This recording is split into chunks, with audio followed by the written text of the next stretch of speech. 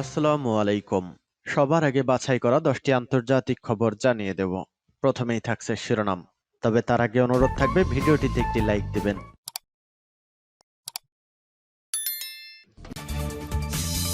পুরোদমে ইসরায়েল ফিলিস্তিন যুদ্ধ চলছে, জানিয়ে দিব আমাদের হাতে থাকা সর্বশেষ গুরুত্বপূর্ণ আপডেট আন্তর্জাতিক সংবাদ। আমাদের পানি সীমা হবে ইসরায়েলি জাহাজগুলোর কবরস্থান, ইয়েমেন কোস্ট গার্ডের ঘোষণা। এরপর জানিয়ে দেব প্রতি 10 মিনিটে বোমা মারছে ইসরায়েলি বাহিনী, বলছে ইউনিসেফ। আরো জানিয়ে দেব গোটা মধ্যপ্রাচ্য নতুন অধ্যায়ে প্রবেশ করবে, দেরি না হতে ইসরায়েলকে থামান, আমেরিকাকে ইরানের কঠোর হুঁশিয়ারি। এবং জানিয়ে দেব ভারতে বিমান বিধ্বস্ত, 2 পাইলট নিহত, কপাল পড়ল কট্টরপন্থী ইহুদিবাদী হিন্দুত্ববাদী নরেন্দ্র মোদী সরকার, দিশেহারা ভারত।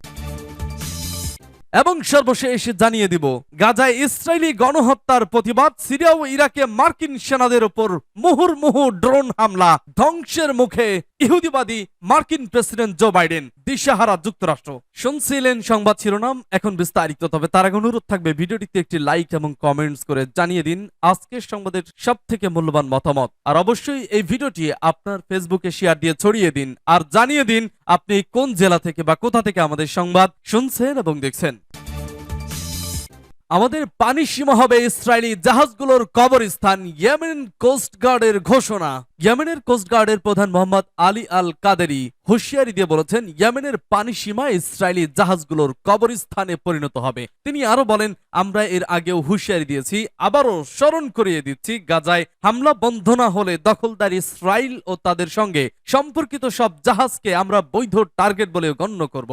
গতকাল বাব আল মানদেব প্রণালীতে ইউনিটি এক্সপ্লোরার ও নাম্বার 9 নামক 2টি ইসরায়েলি জাহাজে হামলা চালিয়েছে ইয়েমেনের সশস্ত্র বাহিনী। এরপর ইয়েমেনের সেনা মুখপাত্র ব্রিগেডিয়ার জেনারেল ইয়াহিয়া সারি বলেছেন, তারা আমেরিকা ও ইহুদিবাদী সরকারের বিরুদ্ধে একটি সর্বাত্মক যুদ্ধের মধ্যে আছেন এবং গাজায় আগ্রাসন বন্ধ না হওয়া পর্যন্ত আমাদের এ যুদ্ধ অব্যাহত থাকবে। গত অক্টোবরের শুরুতে ইহুদিবাদী ইসরায়েল গাজা উপত্যকার উপর বিমান হামলা শুরু করার পর দক্ষিণ ইসরায়েল লক্ষ্য করে ক্ষেপণাস্ত্র ড্রোন হামলা চালিয়েছে ইয়েমেনের সেনাবাহিনী। এরপর গত 19 নভেম্বর ইয়েমেনের সশস্ত্র বাহিনী ইসরায়েলের মালিকানাধীন একটি জাহাজ আটক করে, সূত্র পার্স টুডে।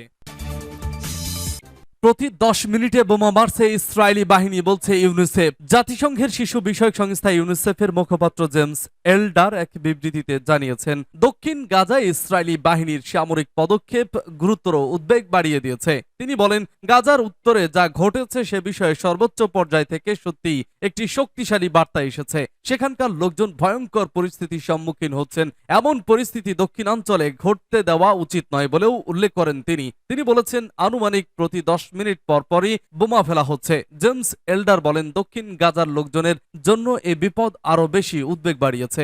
যখন আপনি বোমা বর্ষণের কারণে 3 থেকে 4 বার বাস্তুচ্যুত হয়েছেন, এমন পরিস্থিতির লোকজন সত্যিই ক্লান্ত হয়ে পড়েন। তারা তাদের সন্তানদের একসঙ্গে রাখার চেষ্টা করছেন, কিন্তু তাদের কোথাও যাওয়ার জায়গা নেই। তিনি বলেন, যখন আমি দেখি শিশুরা আর্তনাদ করছে, বাবা মা একের পর এক যুদ্ধের ভয়ঙ্কর ক্ষত নিয়ে স্ট্রেচারে চিৎকার করছে, ঘন্টার পর ঘন্টা তারা এভাবে পার করছে, কিন্তু তারা হাসপাতাল বা আশ্রয় কেন্দ্র নিরাপদ নয়। এটা সত্যি উদ্বেগজনক। এদিকে গত 3 দিনের ভারী বোমাবর্ষণের শেষে এবার গাজার দক্ষিণাঞ্চলে স্থল অভিযান শুরু করেছে ইসরায়েলি সৈন্যরা। ইসরায়েলি সেনাবাহিনীর রেডিওতে প্রচারিত প্রাথমিক খবরে নিশ্চিত করা হয়েছে যে বর্তমানে তারা খান ইউনুসের উত্তরে অভিযান চালাচ্ছে। এছাড়া খান ইউনুস শহরের কাছাকাছি জায়গায় ইসরায়েলি একটি ট্যাঙ্কের ছবিও প্রকাশ হয়েছে। ইসরায়েলের প্রতিরক্ষা বাহিনীর প্রধান দেশটির সৈন্যদের জানিয়েছেন যে তারা দক্ষিণ গাজায় জোরালোভাবে যুদ্ধ চালিয়ে যাচ্ছে। ইসরায়েলি সেনাবাহিনীর গাজা ডিভিশনের অতিরিক্ত সৈন্যদের সাথে নিজেদের সামরিক লক্ষ্যের বিষয়ে কথা বলেন আইডিএফ প্রধান লেফটেন্যান্ট জেনারেল হারজি হালেভি। এ সময় হামাস কমান্ডারদের হত্যার বিষয়ে কথা বলেছেন তিনি। ইসরায়েলের প্রতিরক্ষা বাহিনীর এই প্রধান বলেন, গাজা উপত্যকার উত্তরাঞ্চলে আমরা দৃঢ়তার সঙ্গে জোরালোভাবে যুদ্ধ করেছি। এখন আমরা গাজা উপত্যকার দক্ষিণাঞ্চলেও একইভাবে যুদ্ধ চালিয়ে যাচ্ছি।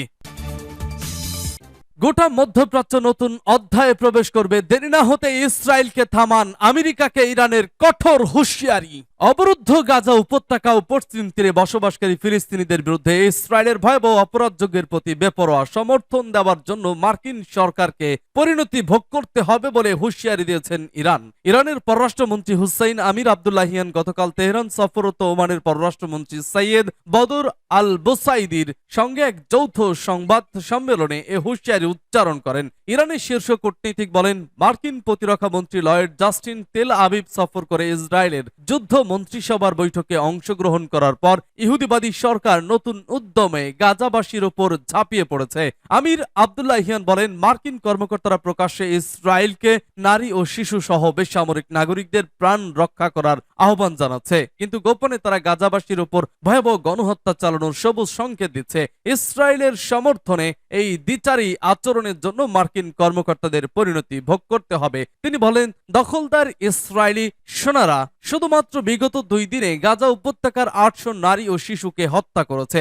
ইরানের পররাষ্ট্রমন্ত্রী বলেন, আমরা একদিন আগে প্রতিরোধ নেতাদের কাছ থেকে এই বার্তা পেয়েছি যে গাজায় গণহত্যা অব্যাহত থাকলে গোটা মধ্যপ্রাচ্য যুদ্ধ ছড়িয়ে পড়বে এবং এ অঞ্চলে একটি অনুমেয় নতুন অধ্যায়ে প্রবেশ করবে। কাজেই আমরা যথেষ্ট দেরি হয়ে যাওয়ার আগে গণহত্যা বন্ধ করার জন্য সকল যুদ্ধবাজের প্রতি আহ্বান জানাচ্ছি।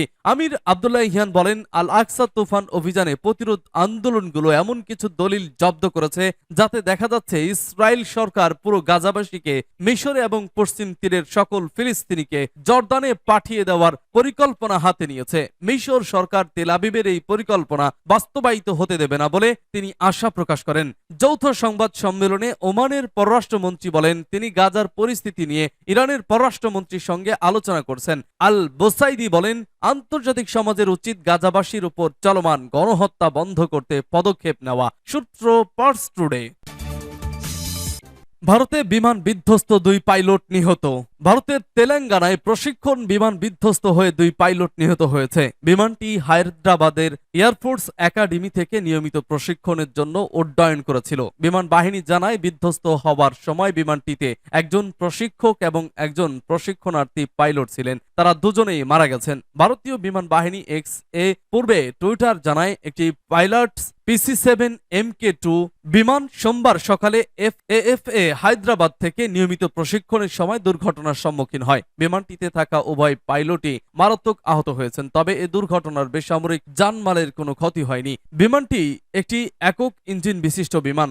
IAF পাইলটরা এর মাধ্যমে প্রাথমিক প্রশিক্ষণ গ্রহণ করেন। দুর্ঘটনার কারণ জানতে তদন্তের নির্দেশ দিয়েছে বিমান বাহিনী। প্রতিরক্ষা মন্ত্রী রাজনাথ সিং পাইলটদের পরিবারের প্রতি সমবেদনা জানিয়েছেন। তিনি বলেন, হায়দ্রাবাদের কাছে এই দুর্ঘটনায় আমি মর্মাহত। এটা গভীরভাবে দুঃখজনক যে 2 পাইলট প্রাণ হারিয়েছেন। এই দুঃখজনক সময়ে শোকাহত পরিবারগুলোর সাথে সহমর্মিতা জানাই। গাজায় ইসরায়েলি গণহত্যার প্রতিবাদ সিরিয়া ও ইরাকে মার্কিন সেনাদের উপর ড্রোন হামলা। সিরিয়া ও ইরাকে মোতায়েন মার্কিন সেনাদের উপর ড্রোন হামলা হয়েছে। আল মায়াদিন টিভি চ্যানেল জানিয়েছে, সিরিয়ার তেল সমৃদ্ধ দির আজ জোরের ওমার এলাকার গ্রিন ভিলেজে মোতায়েন মার্কিন সামরিক বাহিনীকে লক্ষ্য করে ড্রোনের সাহায্যে হামলা চালানো হয়েছে। এই এলাকাটি ইরাক সীমান্তের কাছে অবস্থিত। ইরাকের ইসলামী প্রতিরোধ সংগ্রামীরা জানিয়েছেন, তারা এই হামলা চালিয়েছে এবং ড্রোনটি লক্ষ্যবস্তুতে আঘাত এনেছে। সিরিয়ার উত্তর পূর্বের আল খাদারা গ্রামে অবস্থিত মার্কিন ঘাঁটিতেও ড্রোন হামলা হয়েছে। এছাড়া ইরাকের ইসলামী প্রতিরোধ সংগ্রামীরা জানিয়েছেন, তারা ইরাকের পশ্চিমে অবস্থিত মার্কিন ঘাঁটি আইন আল্লাহ আসাদে ড্রোন হামলা চালিয়েছে। তারা আজকের হামলাকে অত্যন্ত সফল হিসেবে ঘোষণা করে বলেছে, গাজায় ইসরায়েলি গণহত্যার জবাবে মার্কিন অবস্থানে হামলা হয়েছে। 2 দিন আগে মার্কিন প্রতিরক্ষা মন্ত্রণালয় পেন্টাগন জানিয়েছে, 17 অক্টোবর থেকে তাদের উপর 74 দফা হামলা হয়েছে। গতকালও ইরাকের ইরবিলে মার্কিন ঘাঁটি থেকে বিস্ফোরণের শব্দ শোনা গেছে বলে ইরাকি গণমাধ্যম জানিয়েছে। সূত্র পার্স টুডে।